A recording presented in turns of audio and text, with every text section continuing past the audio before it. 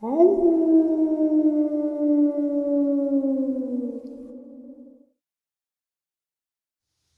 greetings and salutations, everyone. I hope everyone is still doing well, and welcome to tonight's second half. The second half gets us a lot closer to tonight's live stream, Saturday Nightmares, live from upstate New York, 12 a.m. Eastern Standard Time. I hope to see you all there. Before we jump into tonight's second half, though, a couple quick links. As many of you know, I rely on Patreon, PayPal, channel membership, and the merch to help the channel to continue to grow and go. Links to Patreon, PayPal, and channel membership is in the description below. Merch displayed directly under the video. Also, Dogman Frightening Encounters, Volume 1 through 3, the audiobook versions. They were written and researched by Tom Lyons, narrated and produced by me, Jeff Nadolny. Those audiobooks are available on Audible, Amazon, and iTunes, links to which are also in the description as well. And finally, last but definitely not least, if you'd really like to help support this channel to continue to grow and go, simply subscribe. It does not cost a cent. Click that like button, takes half a second. If you don't want to miss out on any of the informative uploads that I put out daily, click the bell icon, and folks, please leave a comment. Why? Well, because all of these things really do help the channel to continue to grow and go. They definitely do matter, and they are appreciated. With that, I have taken far too much of your time.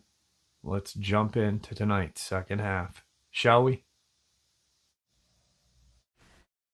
Okay, so update on the Gila National Forest / encounter. So about a year ago, a subscriber and his dad, or both are subscribers, reached out to me, and the father's name is Robert, and the son is Robert also. They just call him JR or Junior.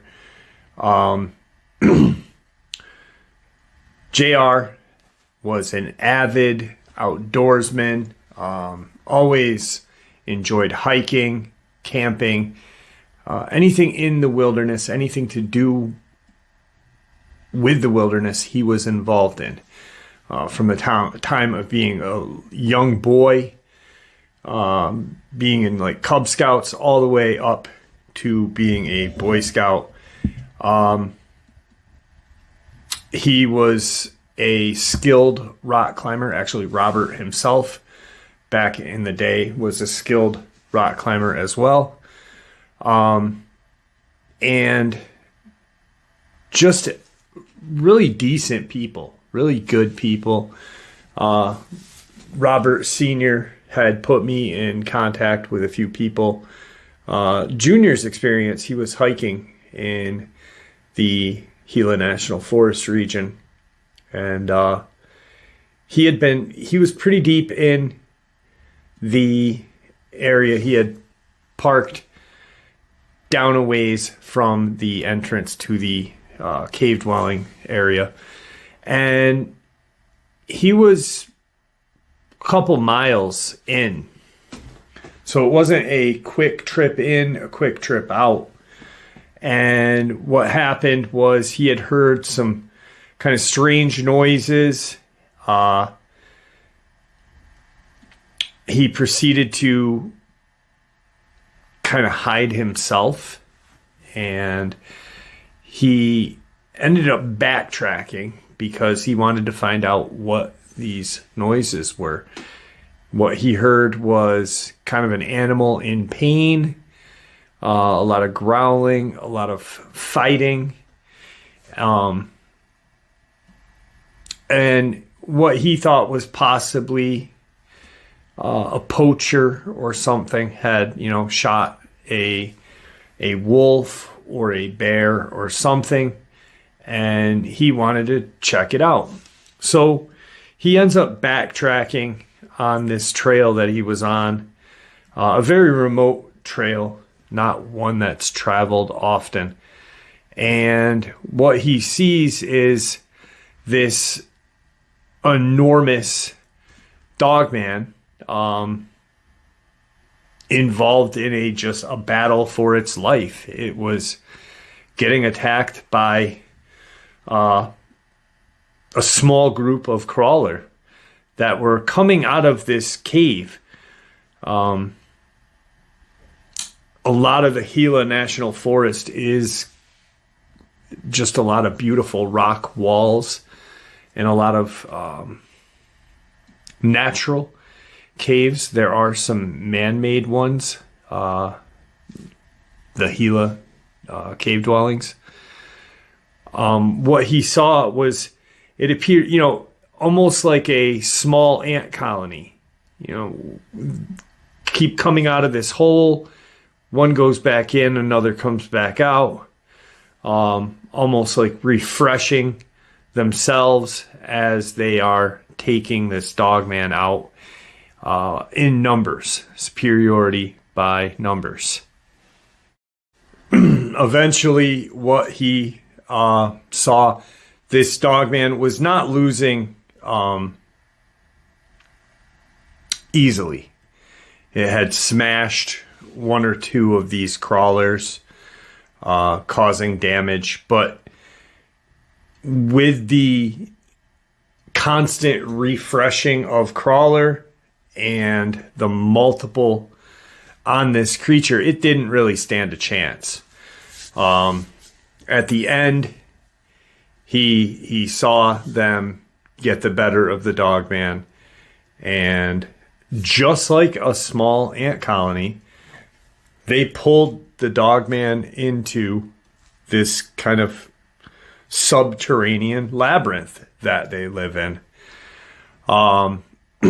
That freaked him out, and he proceeded to jog down this trail, all the way hearing kind of something fouling him in the distance, but not too far in the distance. Also not using the ground. So he believes that maybe one or two crawler were using the trees to possibly attack him or escort him out. We've all heard of experiences, I mean, I have, and I'm sure many of you have, of like Bigfoot being a dominant in its environment and not causing any kind of physical pain or damage to a human, but almost escorting them out of the woods. Like, hey, you're not supposed to be here. Let me show you the way out to your car. And that's what it could have been. He doesn't know.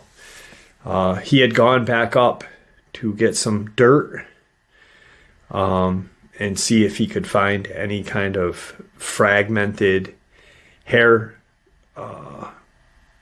or tissue samples.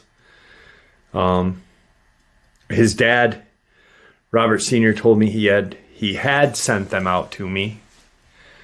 I did not. I had a tracking number, and I watched.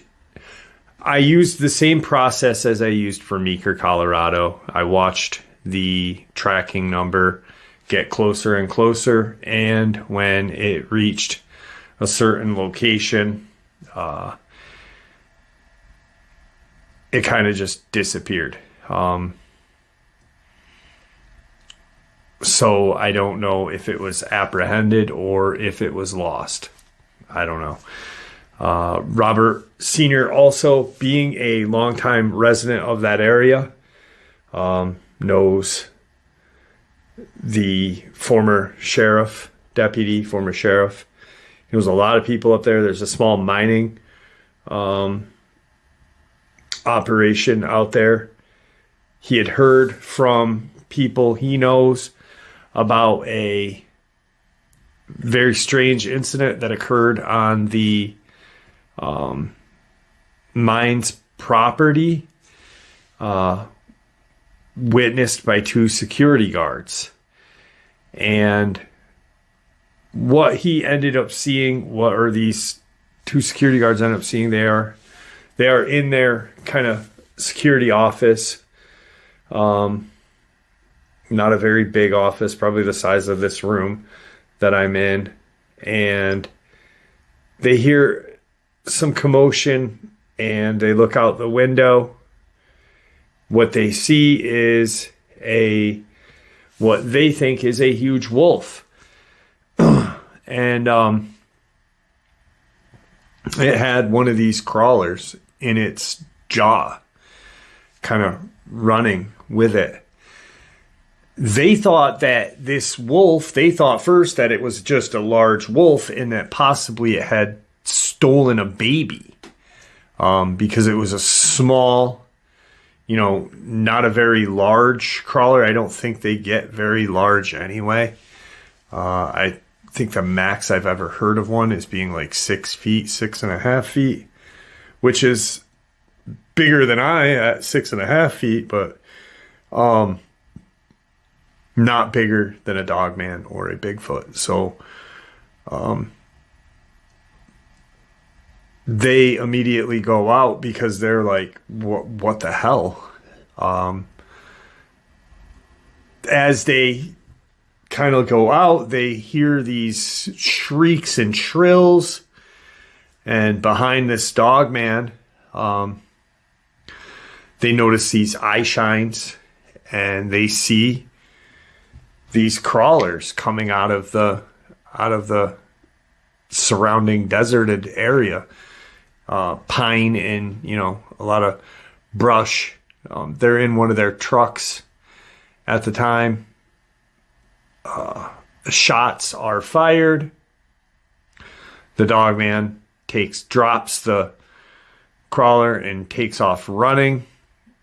So now you've got security guards kind of trapped in a truck and multiple crawlers trying to get into the truck, possibly, more than likely, attack the security officers. And there's just a lot of other kind of crazy experiences that have happened out there.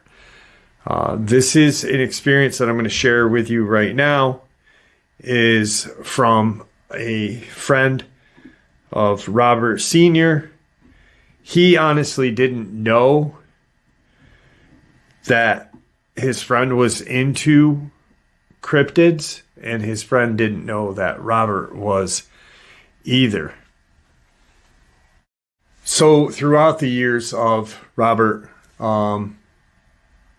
being raised here himself, his son, he knows a lot of people. And his friend, who is retired sheriff deputy, suggested that he talk to one of his friends who also grew up in the area, but was about 10 years younger than Robert Sr., which would put him right in that age limit of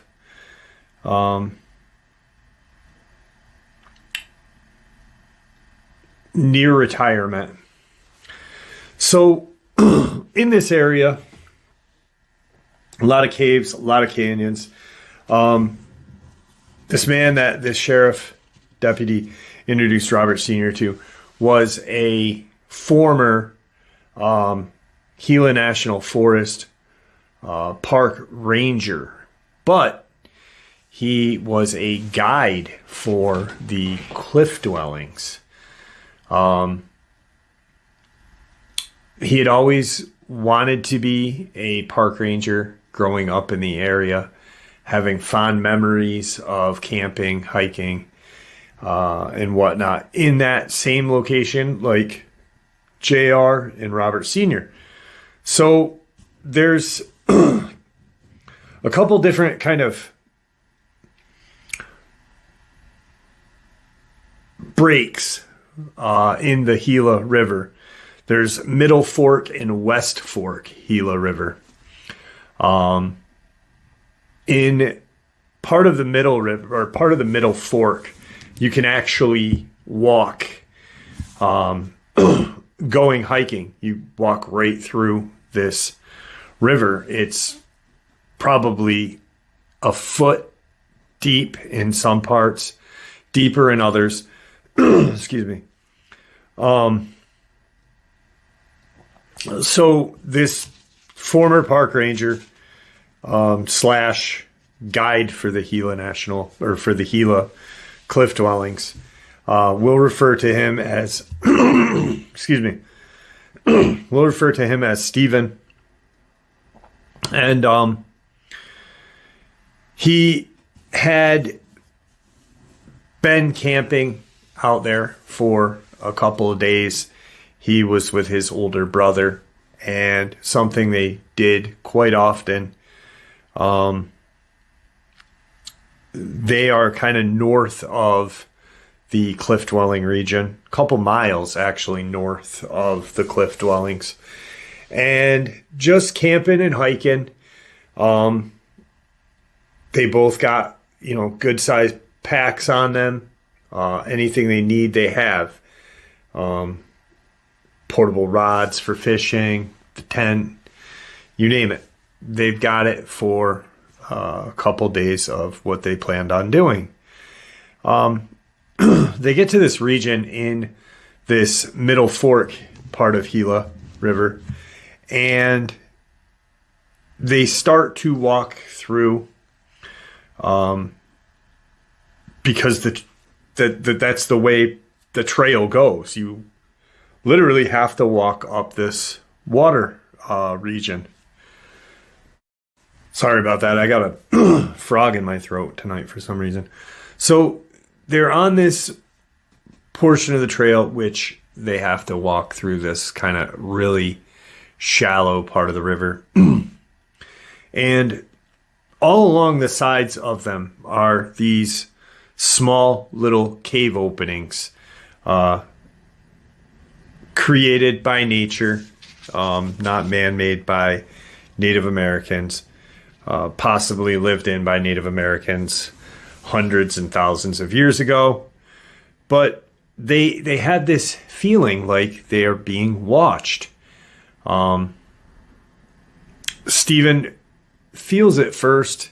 He doesn't say anything to his brother. But he really feels like, hey, something is wrong. I feel like something's watching us, or someone's watching us. They haven't come across any other hikers nor campers in quite some time, which was a rarity. And they just keep walking, paying, they both, after a while as they're walking, Stephen says something to his brother like, hey, I've got this kind of weird feeling, like we're being watched. Do you think possibly we're in danger? And the brother says, I've got that feeling as well, but don't worry about it. We're good. So they get to this area where the trail kind of comes out, and they can actually camp, or set up camp along the river. So they're camping right like 25, 30 feet from this, shoreline river. It's absolutely gorgeous, but there's no beach or anything. It's just small little river pebbles and such. And they set up their camp because, it's getting near dark. They wanted to have a chance to get a fire pit set up, set their camp up, start dinner, and just relax. They'd been hiking for quite a while that day. And plus their nerves were kind of just shaken because of the feeling of being watched. So they then make dinner, and they don't hear anything. They can hear the water. They don't hear any kind of nature's wildlife in the nighttime, which is rare because, usually you're going to hear owl or any kind of varmint, whatever. But they don't hear anything. They hear the river. And they start to notice that. They start talking about that, like how weird it was to feel like they were watched all day. And now it's almost like, minus the river, nothing else is around them. Both are aware of the silence. There actually is a science studying this silence that predators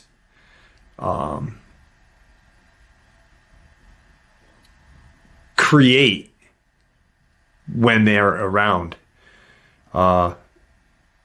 So they're both like, all right, they don't have a firearm with them. We're talking early 80s.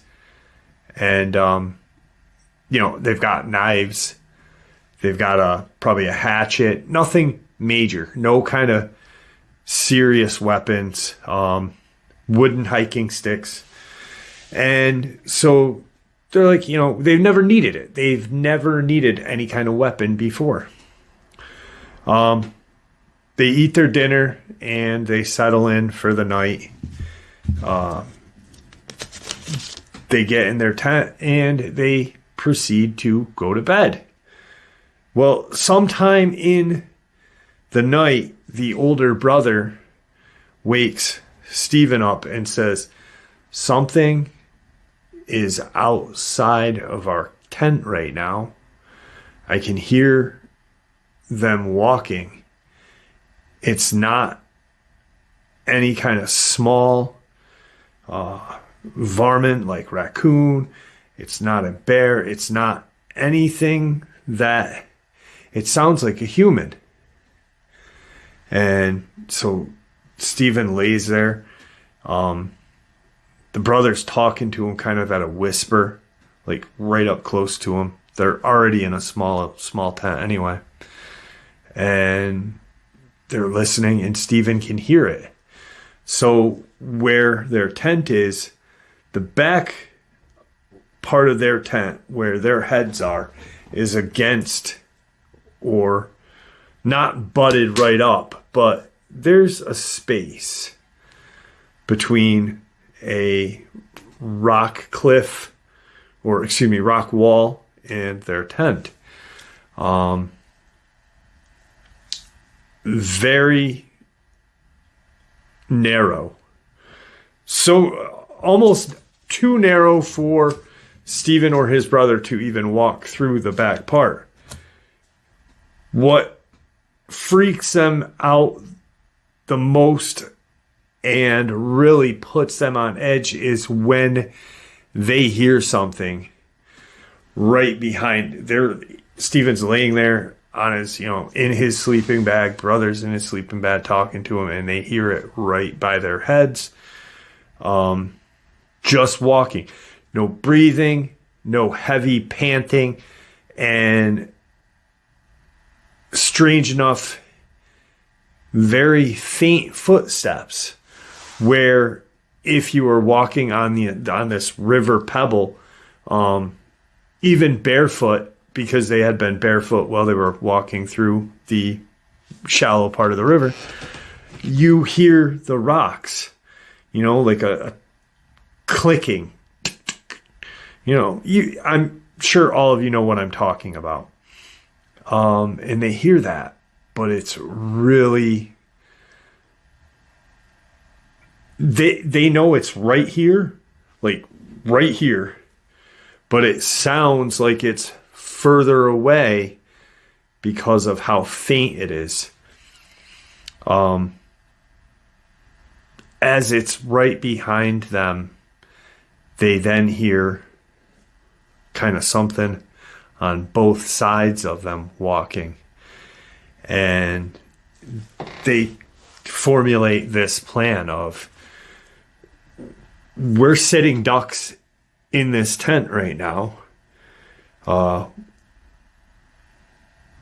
What do we do? How are we going to get out of here? Our hiking sticks are just outside of our tent by the fire. We have our knives with us in the packs, but what if this is a couple of guys with guns? You know, what if it's, you know, some druggies that think we have money, or homeless people, and that are going to attack us? That's nothing else is coming to mind. So the brother says, listen, we're going to have to get out of here. We're going to have to jump out. We're going to have to, you know, stay side by side in case it is someone that wants to hurt us. But you have to do exactly as I do. So quietly put your boots on, as quiet as possible, with less movement as possible. Once your boots are on, get your knife. We'll unzip quick and run out. And what we'll do is we'll get to the fire pit and kind of turn. And that way, even though we don't have an advantage on them, we at least have our back to the water.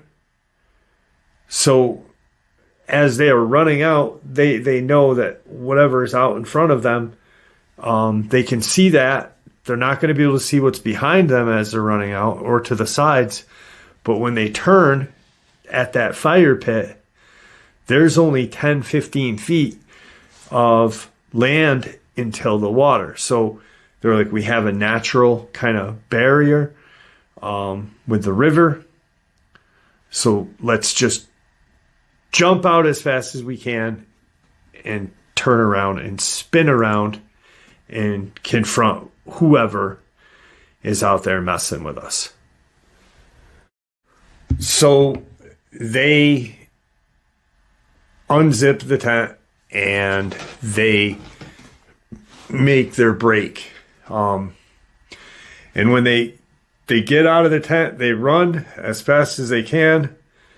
The fire is still embered, but it's summertime, and there's no clouds. There's no, you know, any kind of light pollution. So it's bright enough to where they can see the moon is out, but it's not a full moon. They can see detail because, one, they didn't have a flashlight on when they were in their tent, so their eyes have already adjusted to the dark. They get to the fire pit where their walking sticks are, and they're just, you know, your basic wooden stick where you can club somebody with it, you know, like something like behind me, not decorated, but and they're looking, you know, they could see straight ahead. They don't see anything by the river. Now they're looking, they can see their tent. But they can't see any kind of person or animal around. And they both look at each other, and the brother, Steven's brother, pulls out his flashlight, one of those kind of not your plastic flashlights from the 80s, but the metal kind of. My grandma had one. It was metal, and you know, in the 80s, Star Wars was huge. It looked like the lightsaber bottom. And it had the little clip that you could hang it on. Very not bright at all, and he clicks his light on. And as he clicks his light, they see this movement off to the side, kind of, and he's looking, and they're both like got their sticks kind of like this, looking around. They hear the movement behind the tent and to the side, so they swing over there. And what they see on this side is what we know as a crawler. It's about 5.5, 6 feet tall, very skinny, this pasty, kind of fleshy toned. And that, the one right here, kind of takes off and goes not straight up the wall, but almost an odd run into this cave area. And they hear more movement, and he's looking all around. And out from behind the tent comes the third one, the one that they could hear that was right behind them. And this one is on all fours. And this is interesting because how Robert told me, Robert got this from his friend, and then Robert told me. So, you know how when in these Hollywood movies, these monsters that are humanoid, they're not designed to be quadruped, but they walk quadruped and their hips are high up and just very odd. Like almost if you or I put our hands on the ground and tried to walk quadruped, we'd look very strange, and we wouldn't do it very delicately.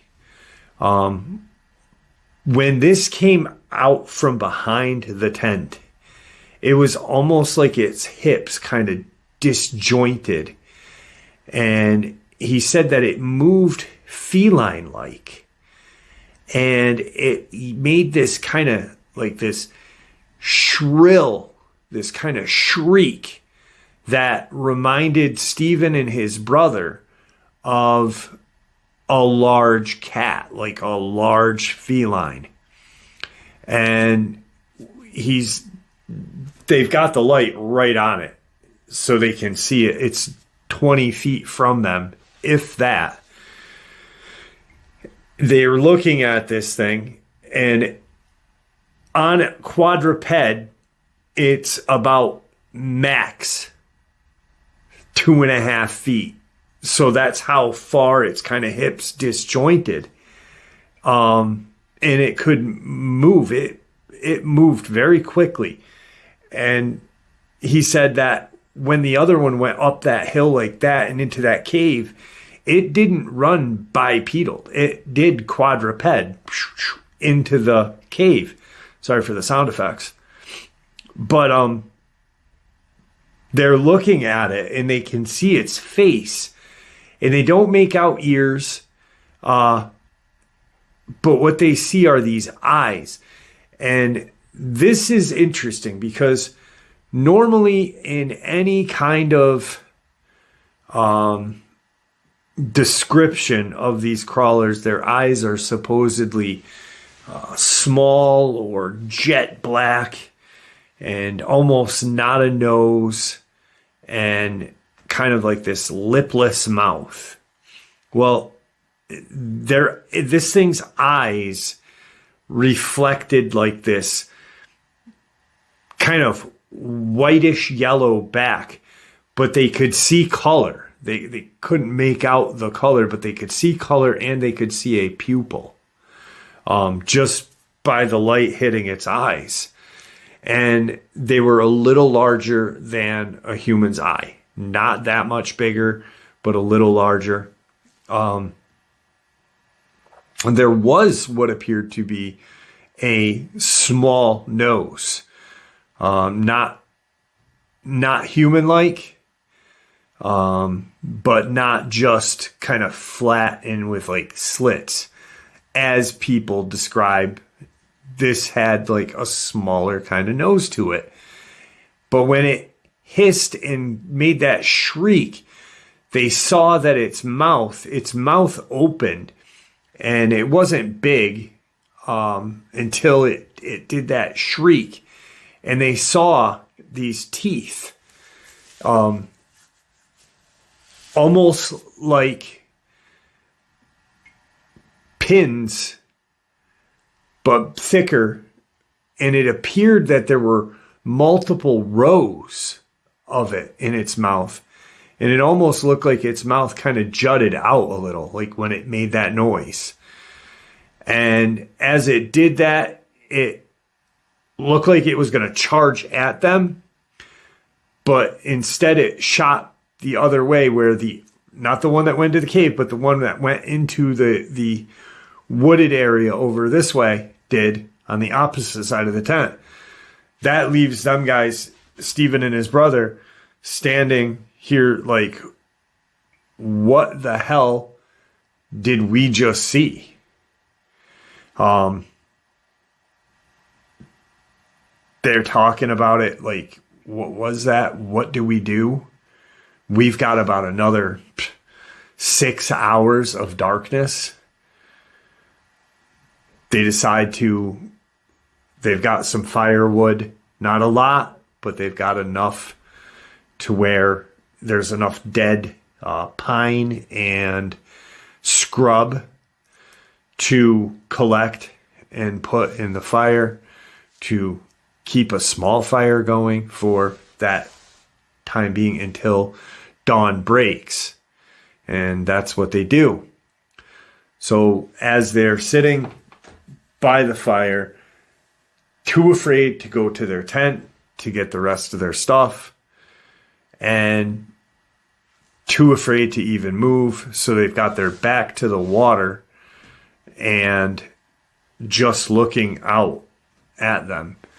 I asked Robert, I said, well, why did they have their back to the water? Were they convinced that these things weren't going to go through the water?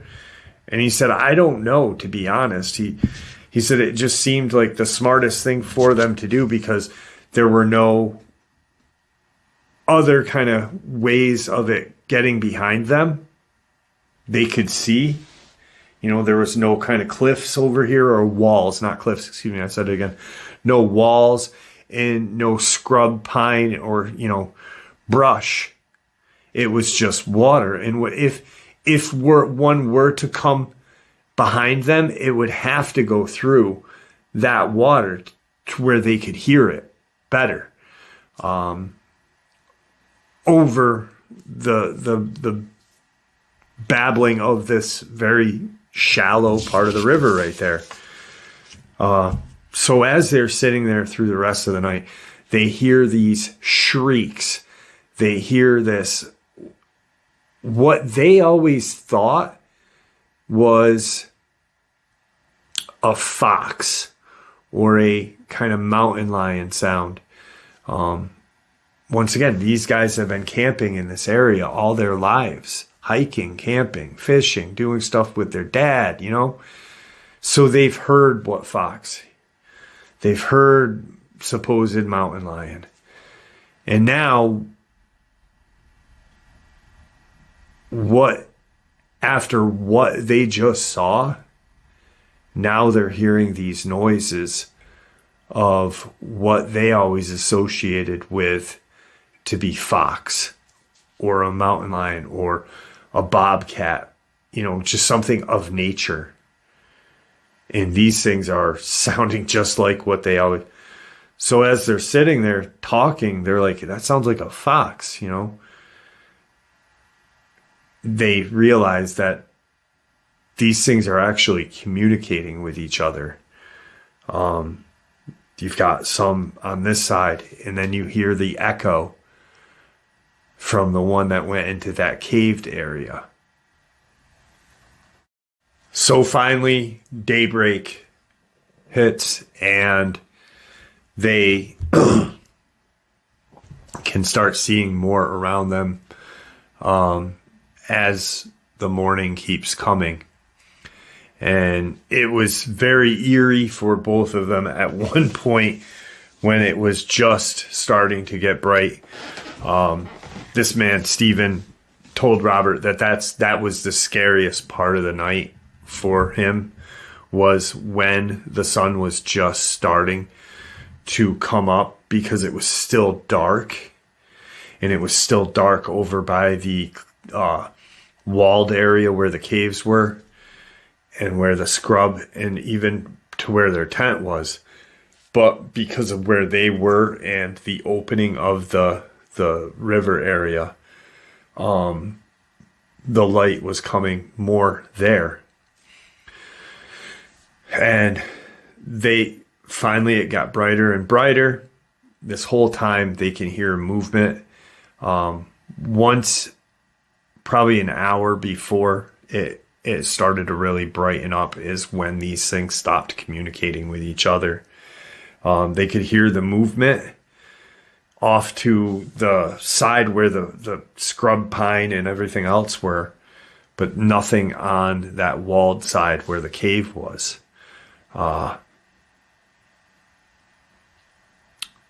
Once it got bright enough, they quickly broke down camp and proceeded to go back the way they came in. But where they were days. They were a good day and a half away from their vehicle. Hiking out, they had that feeling of we're being watched. They stayed right in the shallow part of the river on the way back. And then when they had to get into the trailed area is when they were really getting very scared, very terrified. At one point, when they got into the dirt, and it was kind of a damp, they saw these kind of strange prints. And it was not anything like an animal they had seen before. They saw kind of this indentation of where the heel would be, and kind of 3 long toes, like a 3 long toed foot with kind of this indent off to the side. Kind of like a dew cloth, like a dog would have. But the front, so whatever made these tracks was quadruped, not biped. The front was very different than the back. The front almost looked like a very narrow hand, but the finger/claw that was making the prints was almost 8 inches. So the front part was close to a good foot with the palm, and then the clawed part, the 3-toed foot, the back, was somewhere about 7 to 8 inches. So a big difference in length and size. They end up getting out. Steve's brother never, ever goes into the woods again. Never talks about it again. Never will shut Steve down if he even brings it up. Steve still wanted to pursue his passion, which was to be park ranger. He ended up becoming a guide for the Gila cave dwellings. And one thing that he clarified for Robert was, yes, whatever ancient Native American that lived there thousands of years ago, because I do believe that the Gila cliff dwellings are something like 6,000 years old. I may be wrong. So the Gila Cliff Dwelling National Monument in New Mexico contains dwellings that were inhabited from around 1280 AD to the early 14th century. The oldest dwellings found at the site date back to 100 AD, and the monument also contains evidence of use by the Cochise culture before 500 AD. So yeah, not 6,000 years old, like 600 years old. And he had actually, so yeah, 800 by the Mogollon culture, 800 years old, Mogollon culture. So, but he clarified what Robert remembered, because Robert remembered taking his son into the dwellings, and he remembers after JR told his dad what happened, Robert started thinking about things that he had seen and this and that. And there were pictures of, or hieroglyphs of, Native Americans with spears and very primitive hand tools or hand weapons. What appeared to be groups of Native Americans fighting off a group of oddly strange bipedal / quadruped humanoid looking things. And he said that there are multiple hieroglyphs, and the deeper you do go into some of the dwellings, that they do go deeper than the public are allowed to go to. But the deeper that you go is the oldest part, and there are some very interesting looking ones. There's one where he commented that there was what appeared to be a buffalo